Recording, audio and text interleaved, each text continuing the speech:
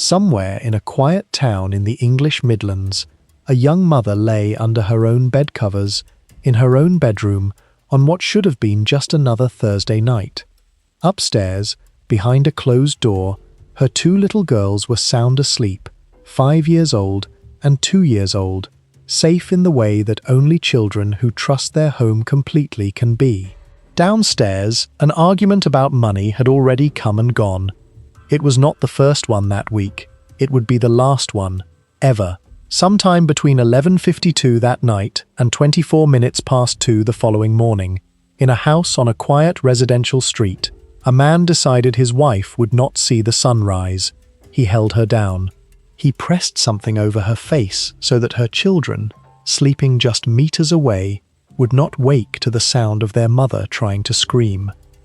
By the time anyone outside that house knew something was wrong, it was already the middle of the following afternoon, and it took a car crash in the car park of a fast food restaurant for the truth to surface at all. This is the case of Isabella Knight, known to everyone who loved her as Izzy, and the husband the police would eventually find waiting for them, not far from where she lay. Now, if this is your first time here, I'm really glad you found this channel. Every day I dive deep into real criminal cases, breaking them down piece by piece so we can actually understand what happened and why. If that sounds like something you'd be into, go ahead and hit subscribe. It's free and it means a lot. Okay, now let's get back to the case. Isabella Knight was 32 years old. To her family, she was never just a name in a headline. She was a daughter, a sister, and above all, a mother of 2 young girls who adored her. Those who knew her described a woman who was warm from the very first meeting, the kind of person who made others feel comfortable simply by being in the room. A close friend later called her a warm and kind soul, and that description echoed through almost every tribute paid to her in the weeks that followed her death. Izzy was also a talented artist, someone who found genuine joy in creating and who passed that same creative spark onto her daughters. Izzy's parents, Tim and Helena, spoke of a daughter who shone in whatever she did.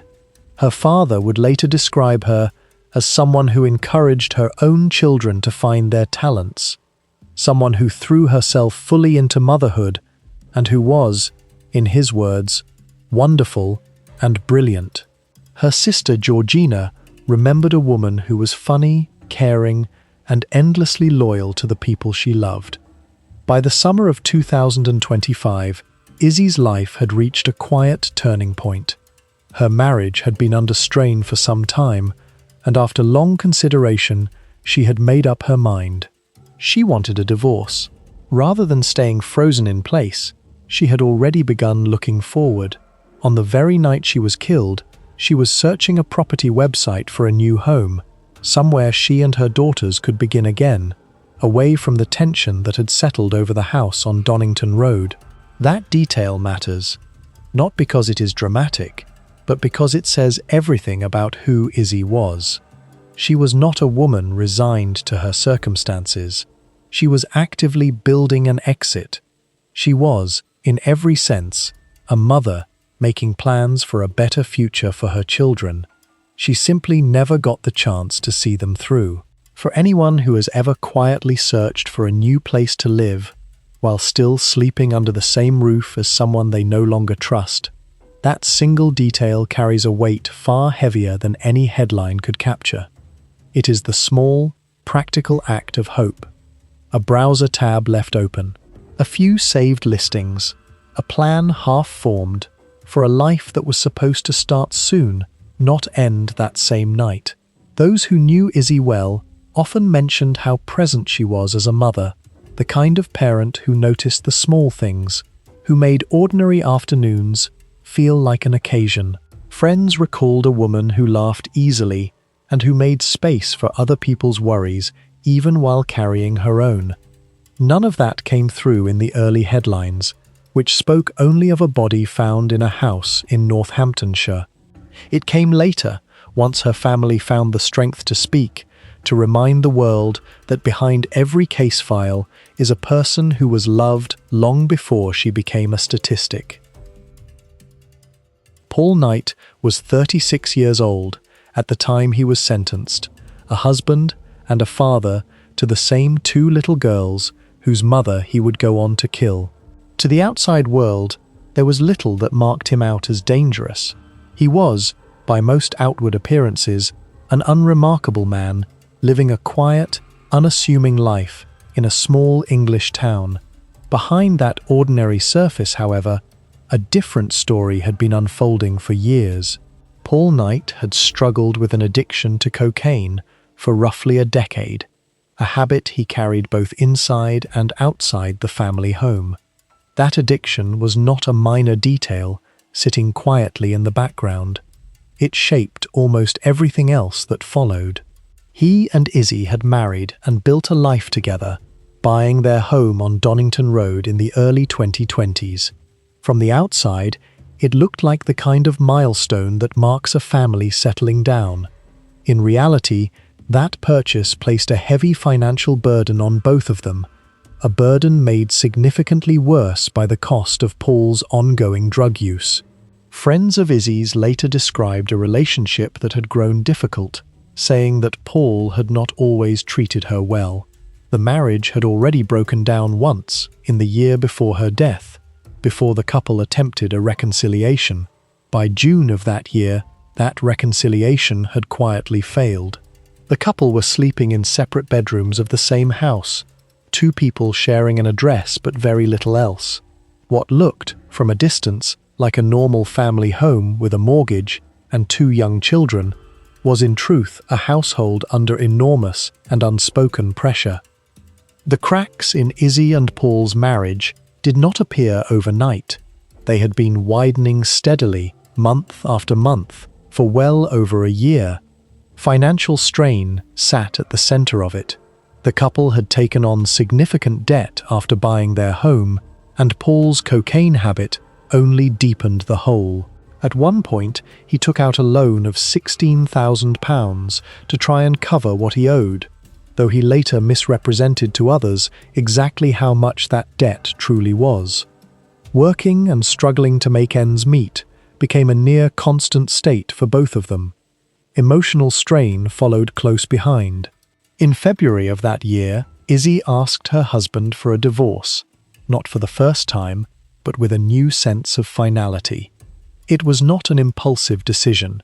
She had raised the idea of leaving on more than one occasion over the previous 18 months, only to step back each time. This time was different. By June, there was no pretending otherwise.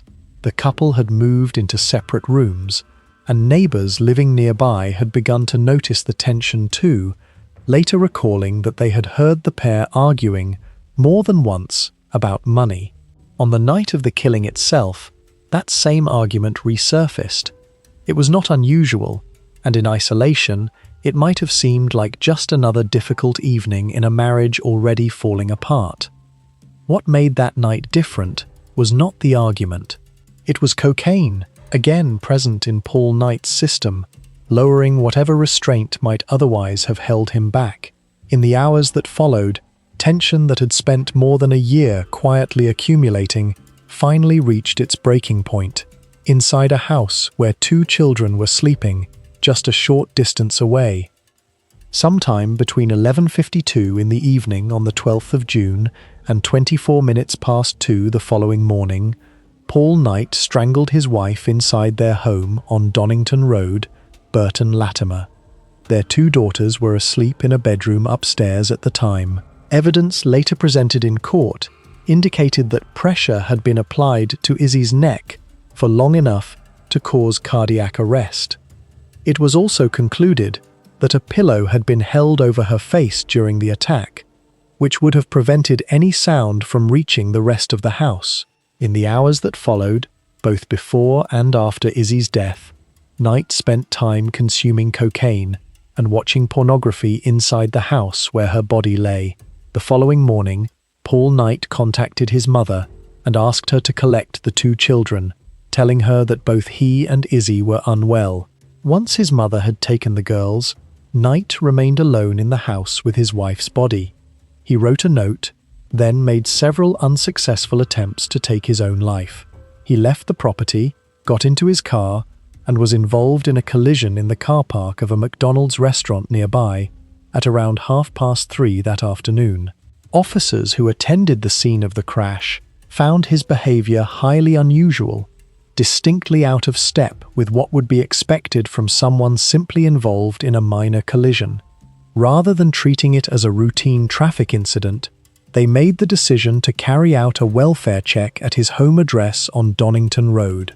Inside, they found Izzy's body. She was lying in bed, beneath the covers, and had been dead for some time. On a table in the hallway, officers also found the note written by Paul Knight, addressed to whoever might read it. It admitted that he had killed Izzy and stated that he had not intended for her to die. Paul Knight was arrested and taken into custody. He appeared before Northampton Magistrates' Court, and the case was sent to Northampton Crown Court. At a hearing on the 15th of October, he denied the charge of murder, having already offered a guilty plea to the lesser charge of manslaughter, a plea the prosecution did not accept. A trial date was set for the new year. Then, on the 8th of January, the day that trial was due to begin, Paul Knight changed his plea. He admitted, finally, that he had murdered his wife. In the days that followed the discovery of Izzy's body, the quiet street where the family lived changed completely. Police tape stretched across the driveway. A white van and a patrol car sat outside for days. Neighbors who had lived alongside the couple for years described the shock of stepping outside to find the road full of officers, unable at first to understand what had happened behind a front door that had always looked exactly like every other one on the street. Floral tributes soon appeared outside the house, left quietly by people who had known Izzy, or who simply felt compelled to mark what had happened to a mother of two in a home that looked, from the outside, entirely unremarkable. That contrast between the ordinary appearance of the house and the horror of what had taken place inside it is one that repeats again and again in cases like this one. It is rarely a house that looks out of place. It rarely announces itself in advance. Every piece of evidence gathered in this case worked together to remove any possible doubt about how Izzy Knight died and who was responsible. The physical evidence began with the post-mortem examination carried out at a hospital in Leicester. It gave a preliminary cause of death as pressure applied to the neck. This single medical finding was critical. It confirmed strangulation rather than any accidental or natural cause, and it gave investigators a clear window of time in which the attack had taken place, based on how long that pressure would need to be sustained to cause the heart to stop. Alongside the direct cause of death, the presence of a pillow was significant. Investigators concluded it had been used to muffle the sound of Izzy's attempts to cry out. This detail did more than describe the mechanics of the attack. It spoke to intent and awareness, showing that whoever carried this out was conscious enough of their surroundings to think about being heard, even in the middle of an act described in court as driven by a sudden loss of control. Digital and written evidence carried equal weight. The note discovered on the hallway table was, in effect, a confession written by Paul Knight himself, admitting to killing his wife.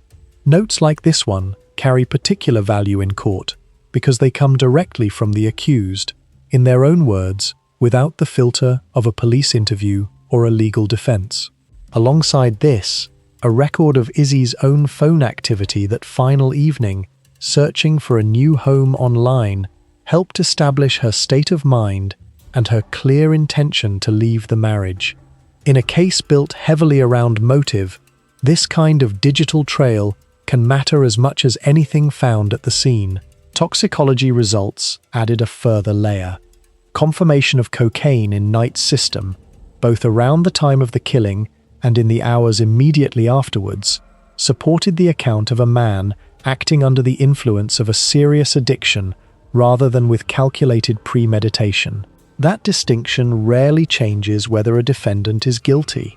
It can, however, shape how a court understands the state of mind behind the violence, which is precisely why prosecutors and defense teams alike treat toxicology evidence with such care. Finally, the sequence of events surrounding the car crash became its own form of evidence. It was not planned by investigators, and it was not the result of a tip-off. It was Paul Knight's own behavior at the scene of that collision that raised suspicion, and it was that suspicion, followed through by officers on duty, that led directly to Izzy's body being found. In many cases like this one, it is not always a single dramatic piece of evidence that closes the gap between suspicion and certainty. It is the combination of a medical finding, a handwritten note, a toxicology result, and a moment of routine police instinct, all pointing in the same direction. It is worth saying clearly, before going any further, that nothing in this section is a clinical diagnosis. Nobody watching this, including the person narrating it, is qualified to look inside another human being's mind and explain it with certainty. What follows is drawn only from what was presented in court, and from patterns that criminologists and researchers have observed across many similar cases involving domestic violence. The senior investigating officer on this case described Paul Knight as a man fueled by jealousy and thoughts only for himself. That description lines up closely with a pattern researchers have documented again and again in cases of intimate partner homicide. When a woman begins to assert independence, whether that means asking for a divorce, searching for a new home, or simply sleeping in a separate room, some men do not experience that as loss. They experience it as a direct threat to their sense of control. Paul Knight's cocaine addiction adds another well-documented layer.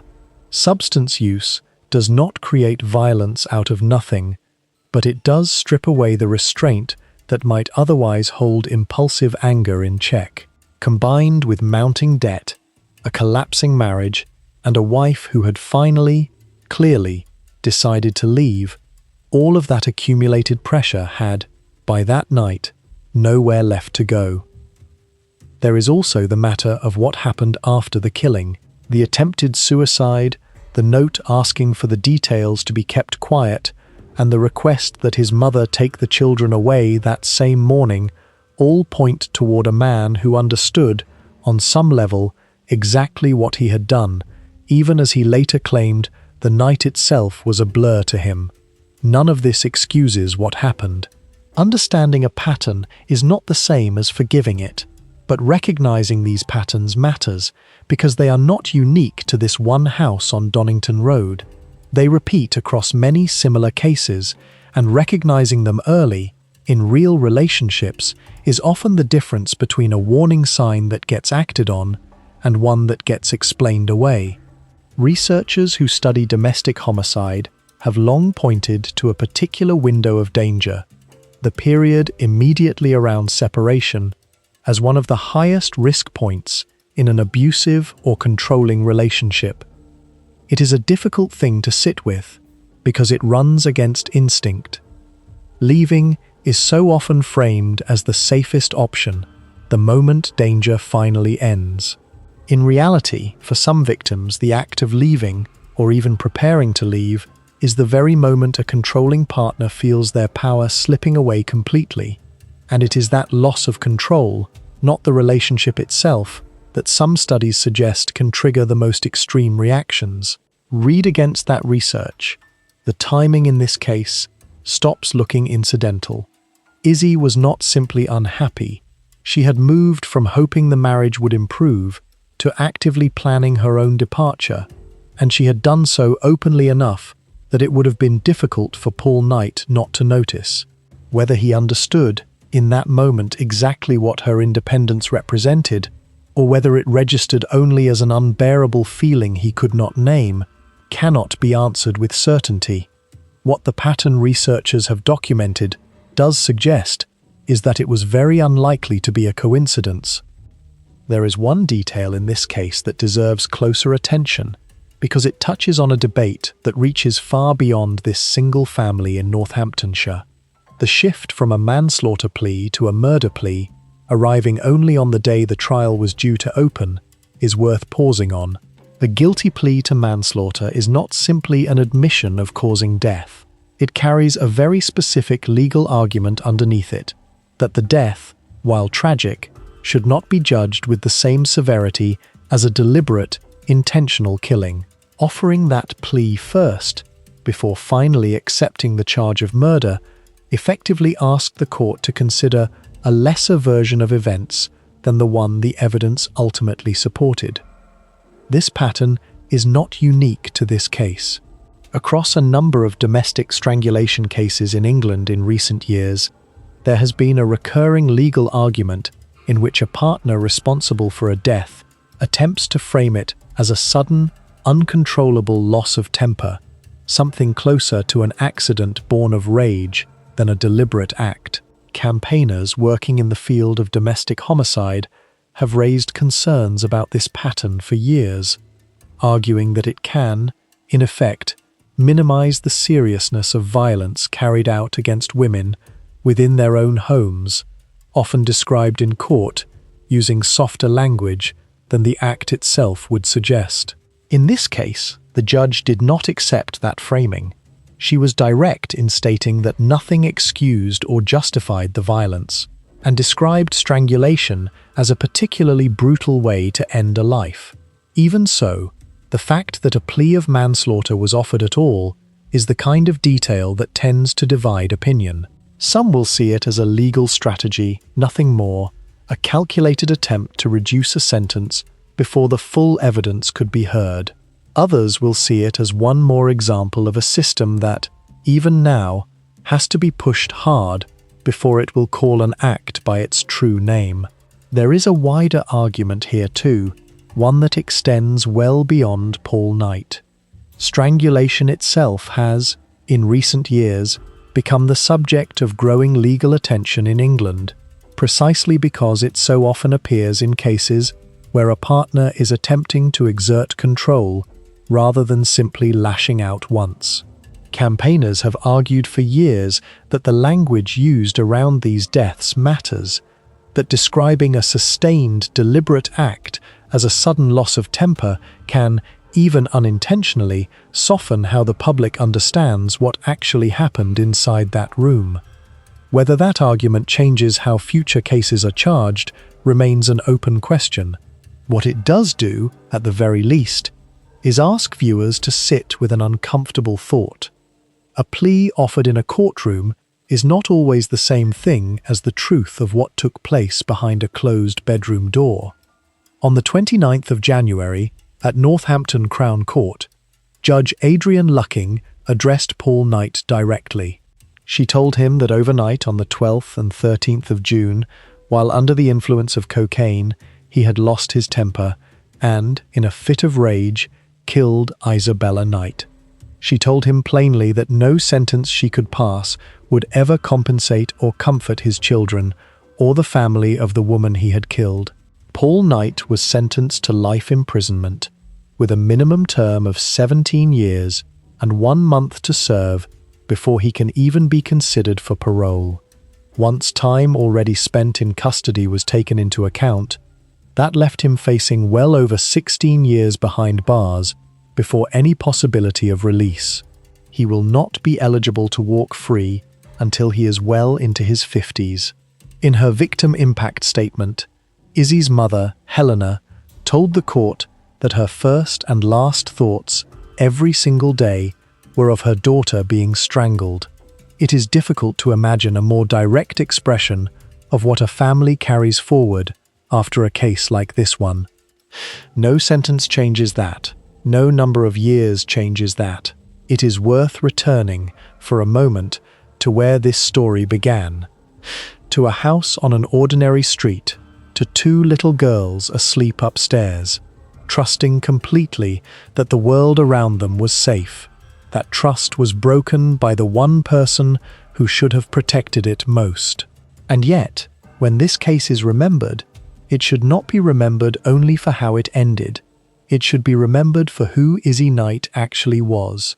A daughter who made her parents proud, a sister who was loved without condition, and a mother who spent her final hours quietly planning a better life for her children, right up until the moment that life was taken from her. If you want to understand how cases like this one are built, piece by piece, from a single handwritten note to a moment of police instinct outside a fast food restaurant, that is exactly what this channel is here for.